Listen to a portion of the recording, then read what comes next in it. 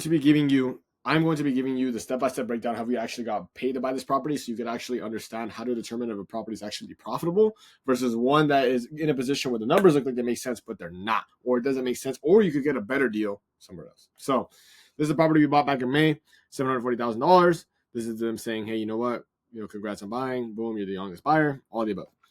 Originally, the way we were going to finance this property was going to be 10% down, but you have to look at it from a matter of time, money, and energy allocation, right? This property was brand new, so there wasn't going to be a lot of time and energy allocation.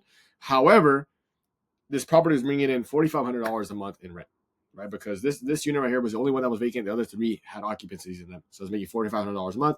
All we had to do was fill in the last unit once we bought it. If you look at the way that we were going to finance it originally with 10% down, right, which is going to be right here. Where's it at? The actual down payment. Boom, boom, boom, boom, boom. So, I don't know where it's supposed to show the down payment, but basically, if I do the quick math off the top of my head, 73 times 73 is right around $146,000. Not $146,000. 10%, 72. No, I didn't know. This is not 10% down. My bad. This is not 10% down. It would have been $73,000. My bad. 20% down would have been 176. But 10% down was $73,000. Cash to close, right, after all fees, you see right here, $104,000. Now let's look at the payment, $6,100 a month. Mind you, at full occupancy, right, if every single unit got filled, it would be generating $6,000 a month. But the bottom line was that if we use this financing, we'd be losing money no matter what.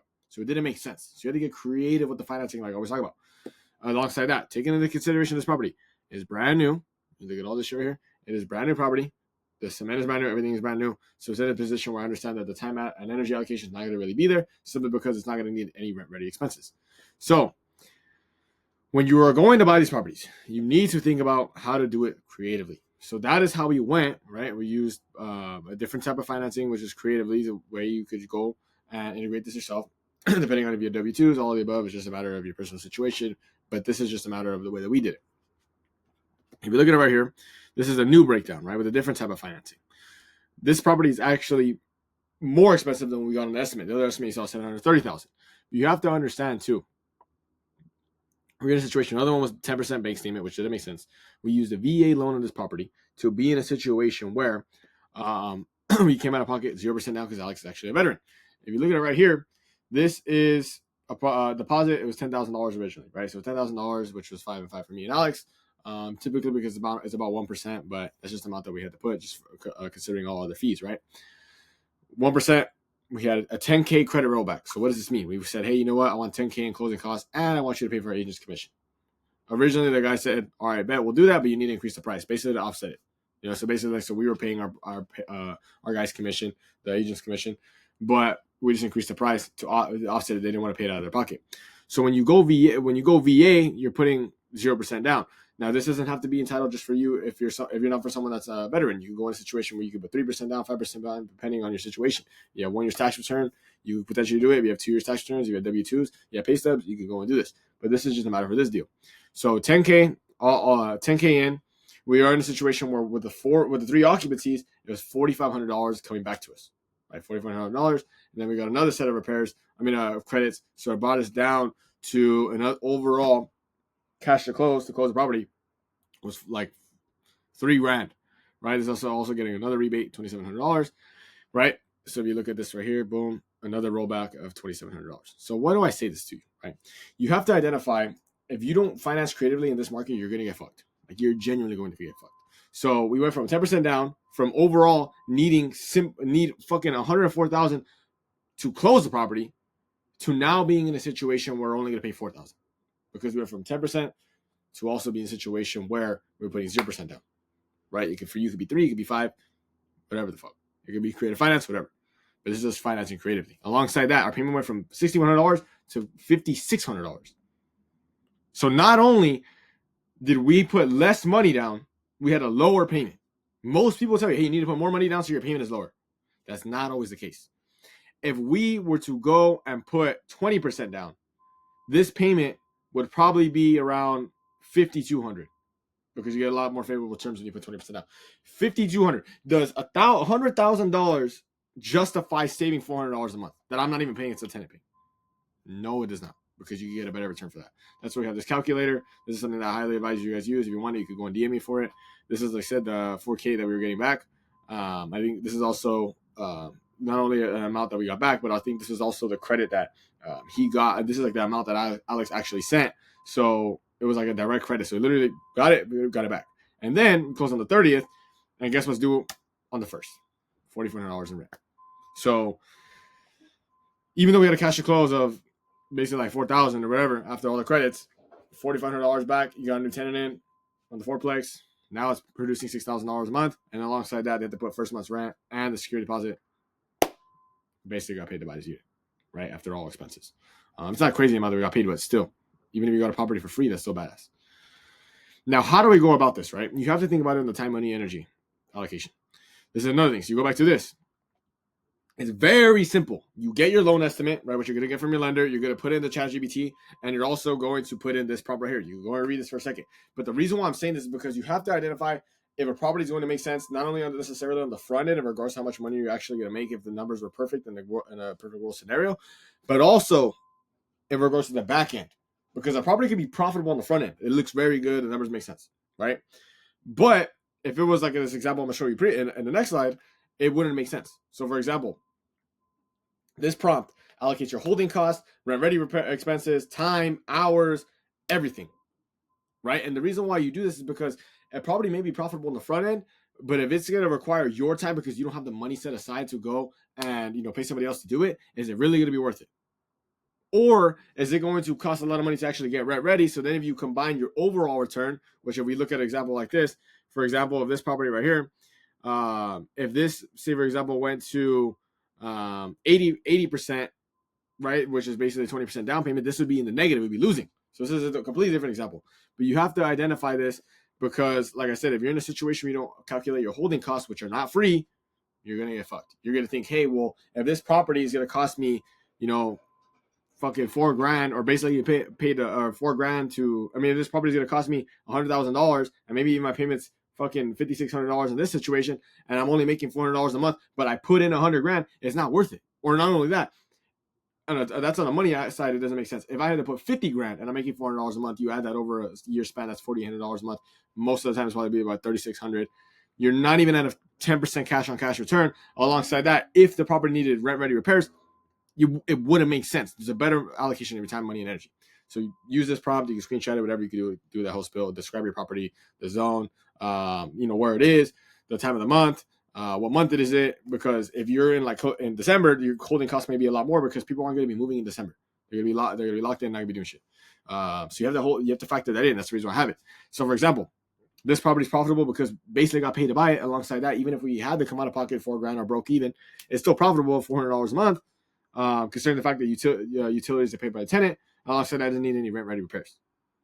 So I hope that makes sense to you, but you need to understand that it's not just a matter of money in, money out, it's also time and energy allocation. Because this property, if I had to put a bunch of money in, a bunch of time, money, and energy, it's actually getting rent ready, this $400 return may not have made sense. If it would have cost fucking $50,000 to get a rent ready, would that have made sense? No, it didn't. But it's also a matter of what the goal is with the property. If this goal was to go and do a bird, or do a flip, or to do something along those lines, then it may make sense.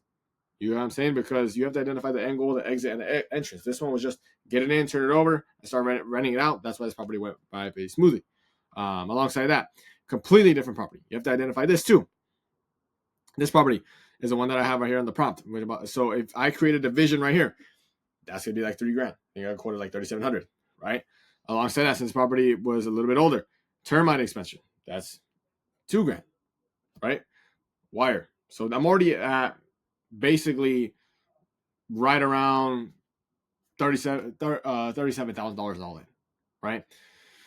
Tenants went, they gave us the rent deposit, so we actually gave a deal on this guy, so he would have ended up giving us more, but he gave us less, so $4,500, so that's going to cover this and this, but I still have the $30,000 all out, so it's 50-50 you, me, and Alex.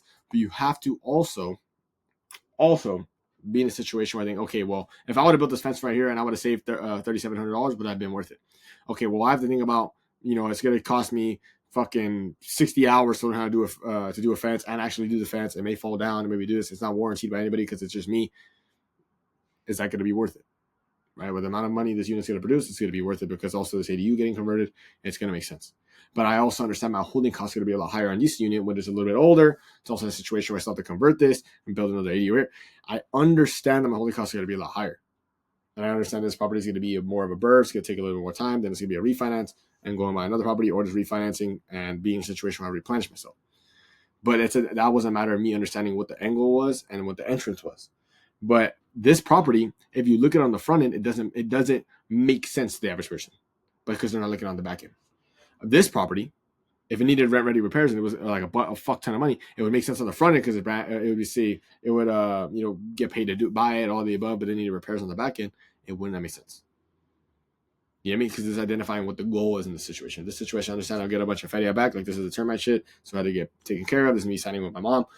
But I understood what the end goal was of this unit, so you have to factor that in. And how do you factor it in? Using this prompt. So I don't want you to be in a situation where you identify a property and just think, okay, well, if this property is going to make $400 a month, right, at $30,000 all in, and let's say it's going to make $500 a month or $600 a month after all expenses, and I think, oh, well, I'm only in $30,000, but you didn't factor in any holding costs. Your return that went from, if you do $500 a month times 12, that's like 1,000, so you're right around maybe like a 15%, give or take, cash on cash return. You're like, oh shit, I'm at 15%, which is actually pretty good. 15% and above is pretty good. But the bottom line is that it may not be 30,000. It may be 35. So now your percentage went from 15 to actually 12.5, or maybe even 11. Or do you have the FEDIA to go and pay this contractor? If you're doing it yourself, how much money are you losing by not being able to make money in income producing activities by having to allocate your time and energy to this unit? You have to factor that in. And alongside that, if you look very closely at when this guy paid, right? This is right before the fucking first payment was due. Even though I moved it to the 10th or like the 11th of September, right? That's another thing. I want to extend my holding costs. I extended my holding costs as long as I do. I think it's up to the 15th that you go do it. I think that's actually when I did it, is the 15th.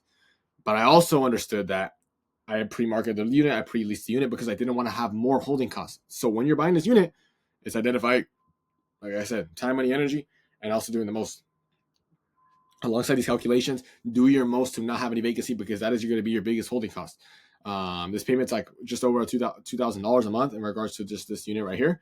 But I extended it and I also pre-leased the unit, right? I went and I said, hey, you know what? This property is available for rent. After I went and settled on the inspection, I said, hey, you know what? The thing's actually pretty solid. Boom, boom, boom. I'll move forward with the unit. Because then alongside me being in a situation where I have a set amount of traffic and I'm already getting people that will go and move into the, be interested in the unit. If I would have got nobody would have came through.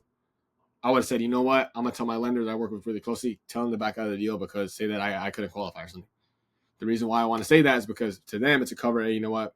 With the negotiations, it wasn't able to qualify because you wanted a higher price.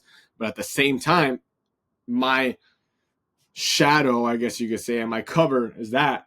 But in the bottom line is I moved out because people didn't want the location. People didn't want to move in the unit.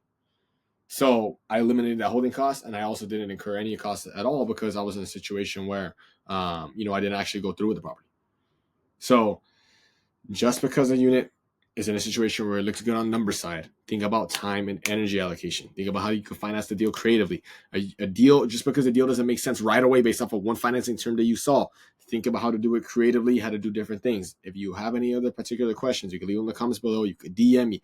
But I hope that you take your main principal pain points around this and understand that based off your situation, there's so many different things that you could do depending on depending on what the fuck you want to do and how fast you want to do it. If you were in a situation where you want to go and do a 10% down on this and that's the only option you have, then you could go and buy creatively, whether it was the subject to or the seller financing, or you'd be in a situation where if you have the W-2s, you're kind of a competitive advantage if you're in a position where you're somewhere like California or whatever, where it's more restrictive. But like I said, it's just a matter of your situation, taking action accordingly, thinking outside the box, being creative with it, and you get it knocked out. So if you have any questions below, DM me. I'll catch you on the next one.